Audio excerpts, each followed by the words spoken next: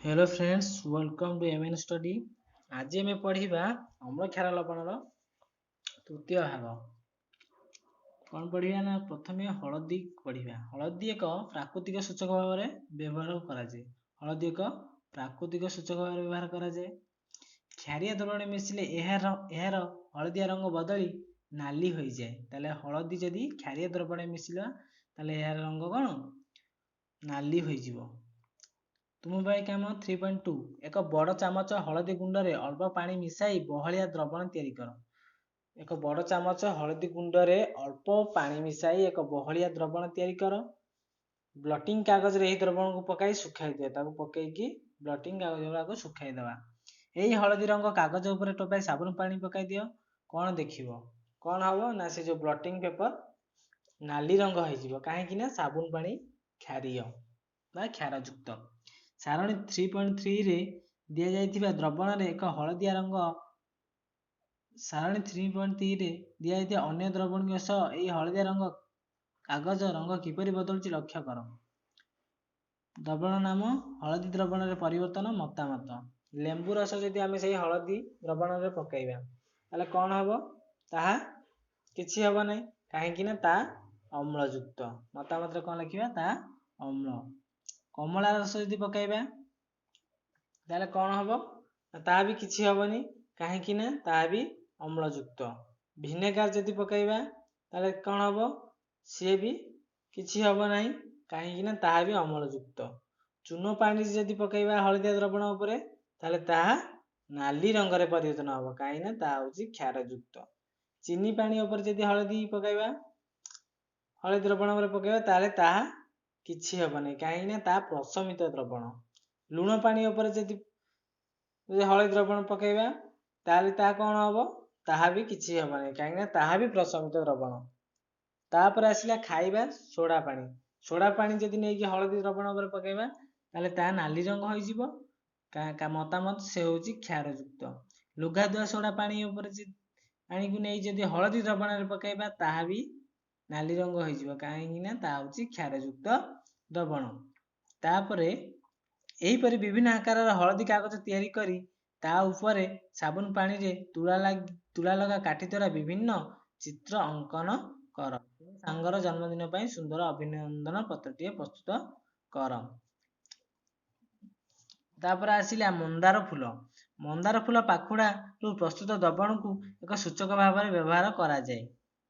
यही सूचक अम्लीय द्रवण सह मिसिले गाढ़ पाटल बा डार्क पिंक रंग और क्षारीय द्रवण मिसिले सबुज रंग हो जाए।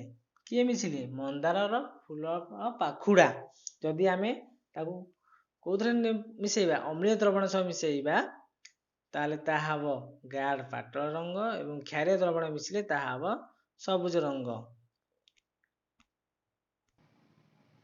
तापरे तुम भाई काम 3.3 किछि मंदार फूल पाखुड़ा आनी काच ग्लास रे रख। एथिरे अल्प गरम पानी मिसाई नाली रंग हेबा पर्यंत रख।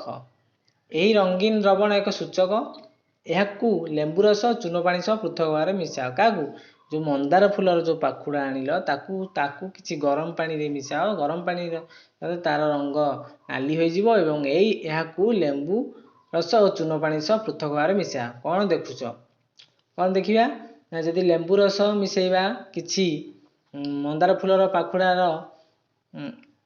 लाल पानी द्वारा ताले कौन हबो लेंबू रस अम्लयुक्त ताले ताहा गाढ़ पाटल रंग बा गाढ़ पिंक रंग को चेंज हो जिवो। जदि आमे ता चूनो पानी सह मिसेइबा ताले ता कौन हबो ता सबुज रंग हो जिवो। की रंग सबुज रंग हो जिवो हला कि ता सबुज रंग हो जिवो।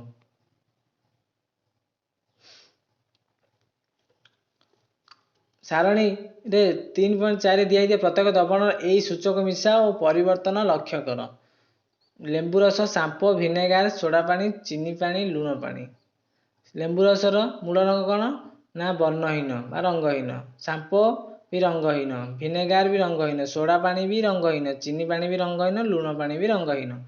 तो लेंबू रस जेहेतु रंगहीन तार मूल रंग ताकू जदि मंदार द्रवण सूचक सह मिसेइबा लेंबू रसटा अम्लयुक्त तार मंदार द्रवण सूचक सह मिसेले कौन हबो ना ता गाढ़ ପାଟଳ ରଙ୍ଗ ହୋଇଯିବ। ସାମ୍ପକୁ ଯଦି ମିଶାଇବା ଦ୍ରବଣ ସହ ତାହା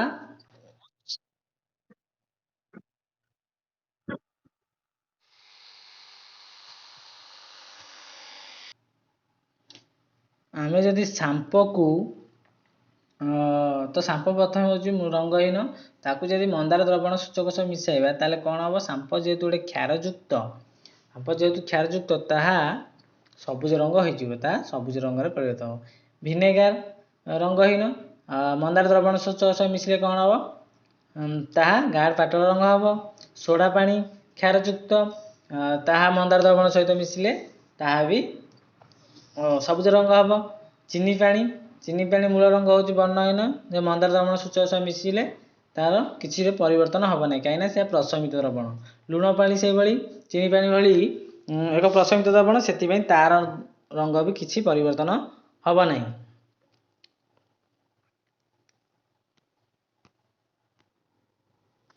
ଏଠି ଆମେ ଦେଖୁଛେ କି ଚିତ୍ର 3.3ରେ କରେ ମନ୍ଦାର ଫୁଲର ଏଥିରୁ ପ୍ରସ୍ତୁତ ଦ୍ରବଣ ଏବଂ ଖରେ ଅମ୍ଳୀୟ ଓ କ୍ଷାରିକ ପଦାର୍ଥ ସହ ପ୍ରତିକ୍ରିୟା। ତ ମନ୍ଦାର ଫୁଲର ଦ୍ରବଣ ସହ ଅମ୍ଳ ସହିତ ପ୍ରତିକ୍ରିୟା କଲେ ଗାଢ଼ ପାଟଳ ରଙ୍ଗ ହୋଇଯାଇଥାଏ, ଗାଢ଼ ପିଙ୍କ ରଙ୍ଗ, ଆଉ କ୍ଷାର ସହିତ ପ୍ରତିକ୍ରିୟା କଲେ ତାହା ସବୁଜ ରଙ୍ଗ ହୋଇଯାଇଥାଏ ଏବଂ ଏହା ହେଉଛି ଏକ ସୂଚକ। ତୁମେ ଜାଣିଛ କି ବର୍ଷା ଜଳରେ ଅତ୍ୟଧିକ ଅମ୍ଳ ଥିଲେ ଏହାକୁ ଅମ୍ଳ ବର୍ଷା କୁହାଯାଏ, ଏସିଡ୍ ରେନ୍ କୁହାଯାଏ। ଏଇ ଅମ୍ଳ ସବୁ ଆସେ କେଉଁଠୁ? ନା ଆସେ କେମିତି ଆସେ? ଆମର ଯେଉଁ ଗାଡ଼ି ମଟର ଚାଲୁଛି କି କଳକାରଖାନା ଚାଲୁଛି କି ଆମେ କିଛି ଜୀବାଶ୍ମ ଇନ୍ଧନ ଲଗାଉଛେ, ପେଟ୍ରୋଲ ହେଉ, କାଠ ହେଉ, ଜାଳ ହେଉ, ଯାହା ବି ଆମେ ଲଗାଉଛେ ସେଥିରୁ କିଛି ପ୍ରଦୂଷକ ଗ୍ୟାସ୍ ମାନ ଉତ୍ପନ୍ନ ହେଉଛି। ବାୟୁମଣ୍ଡଳରେ ଥିବା ପ୍ରଦୂଷକ ଅଙ୍ଗାରକାମ୍ଳ, ସଲଫର ଡାଇଅକ୍ସାଇଡ୍ ଓ ନାଇଟ୍ରୋଜେନ୍ ଡାଇଅକ୍ସାଇଡ୍ ବର୍ଷା ଜଳରେ ଦ୍ରବୀଭୂତ ହୋଇ ଯଥାକ୍ରମେ କାର୍ବନିକ ଅମ୍ଳ, ଗନ୍ଧକ ଅମ୍ଳ ଓ ନାଇଟ୍ରିକ୍ ଅମ୍ଳରେ ପରିଣତ ହୁଏ। କ'ଣ ନା ଅଙ୍ଗାରକାମ୍ଳ, ସଲଫର ଡାଇଅକ୍ସାଇଡ୍, ନାଇଟ୍ରୋଜେନ୍ ଡାଇଅକ୍ସାଇଡ୍ ମିଶିକି କାର୍ବନିକ ଅମ୍ଳ ହୁଏ, ଗନ୍ଧକ ଅମ୍ଳ ହୁଏ ଆଉ ନାଇଟ୍ରିକ୍ ଅମ୍ଳରେ ପରିଣତ ହୁଏ ବର୍ଷା ଜଳ ସହିତ ଏମାନେ ମିଶି। ଏହିସବୁ ଅମ୍ଳ ମିଶା ବର୍ଷା ଜଳ କ'ଣ ସବୁ ନଷ୍ଟ କରିଥାଏ ଆମର? ନା କୋଠାବାଡ଼ି, ଗଛଲତା ଓ ପ୍ରାଚୀନ କୀର୍ତ୍ତି ଏବଂ ତାଜମହଲ ଭଳି ସବୁ କିଛି ଜିନିଷ ମାନଙ୍କୁ ସେ କ୍ଷତି ସାଧନ କରେ। ଆମ ଶରୀର କୋଷରେ ଏକ ଅମ୍ଳ ଅଛି ଯାହାର ନାମ ଡିଅକ୍ସିରାଇବୋନ୍ୟୁକ୍ଲିକ୍ ଅମ୍ଳ, ସର୍ଟକଟ୍ରେ DNA, ଡିଅକ୍ସିରାଇବୋନ୍ୟୁକ୍ଲିକ୍ ଏସିଡ୍। ଏହା ଆମ ଶରୀରର ଆକୃତି, ଉଚ୍ଚତା, ଆଖି ରଙ୍ଗ ପ୍ରଭୃତି ନିୟନ୍ତ୍ରଣ କରେ। ଯେପରି ଜଣଙ୍କର ବାପା ମା ଯଦି ଯେତିକି ଉଞ୍ଚା ହୋଇଥିବେ ବା ଯେତିକି ଉଚ୍ଚତାର ହୋଇଥିବେ ତାର ସନ୍ତାନ ମାନେ ସେଇଭଳି ଆକୃତିର ଉଚ୍ଚତା ହେବେ। ଶରୀର କୋଷ ଗଠନରେ ଆବଶ୍ୟକୀୟ ପୁଷ୍ଟିସାର, ଆମିନୋ ଅମ୍ଳ, ଆମିନୋ ଏସିଡ୍, ସ୍ନେହସାରରୁ ସ୍ନେହ ଅମ୍ଳ ଦ୍ୟାଟ୍ ଇଜ୍ ଫ୍ୟାଟି ଏସିଡ୍ ଉତ୍ପନ୍ନ ହୋଇଥାଏ। ପରୀକ୍ଷଣ